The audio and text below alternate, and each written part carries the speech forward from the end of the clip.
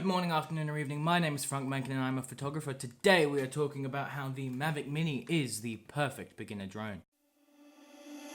Stumbling out of bed, and I still got you in my head. From all those pretty words you said, it's like I'm wasted.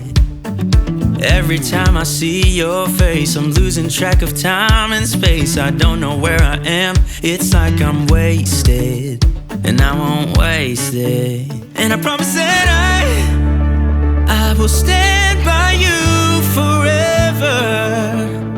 I can't get you out of my mind. I will follow you wherever, and I won't waste this.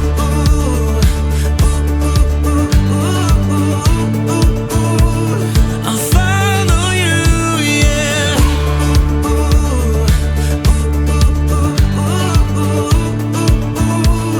I'll follow you. So if you've been living under a rock for the past 2 months, the Mavic Mini is DJI's latest addition to their lineup.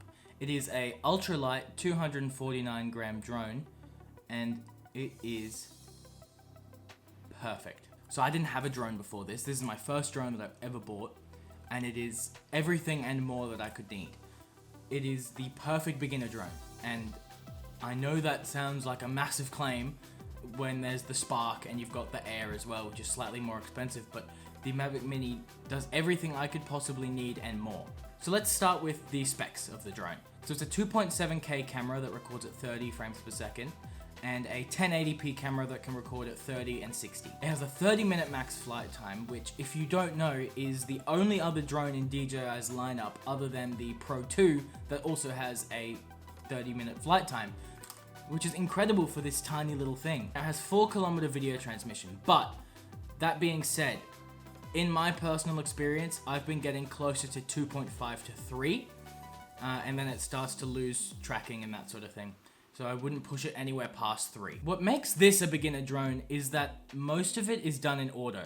All of the video is done in auto, and the only settings that you have is exposure control. Now, while that is quite limiting, most of the stuff that you would want to change, you can change later in adjustments in Premiere, although it doesn't shoot in log, it only shoots in MP4.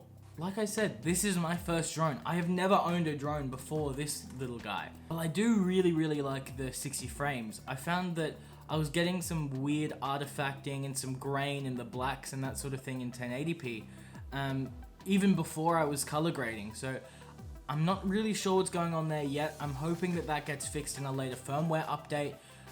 But by switching to 2.7K, that was all gone. And that looks so much better in my opinion.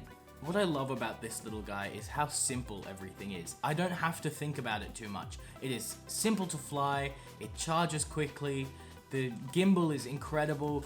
I really don't have to think all that much. From the moment that I took off, I immediately understood how the drone worked and really didn't struggle too much to get my head around it.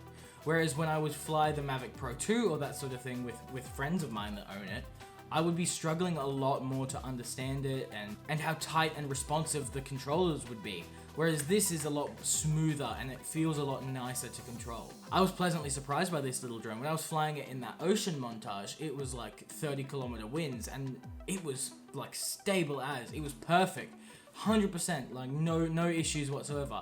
I was getting some messages in the app itself saying that there were strong winds and that I should be cautious. But it wasn't coming home, it wasn't forcing itself back, and I was having no issues with the recording, which was great. Ultimately, as someone who had never flown a drone before, this is perfect, and I would 100% recommend it at the price point, at the beginner's level that it's at, and at the incredible footage that comes out of it. I would recommend it to anyone who is looking for a drone. Now, that being said, there are some drawbacks to the drone. Now, like I said before, the auto exposure in video is potentially a massive problem for some people. While it's nice for me, because I would rather be focusing on flying the drone, I can understand how it will be limiting to me as well in future when I start getting my head around it. That being said, the photo mode is mostly manual.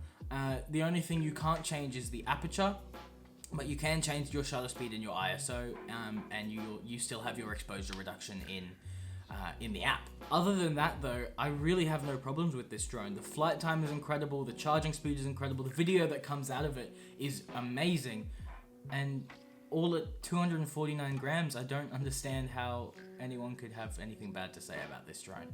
If you would like a beginner drone and you don't want to fork out $2,500 for the Mavic Pro 2, get the Mavic Mini. I cannot recommend it enough.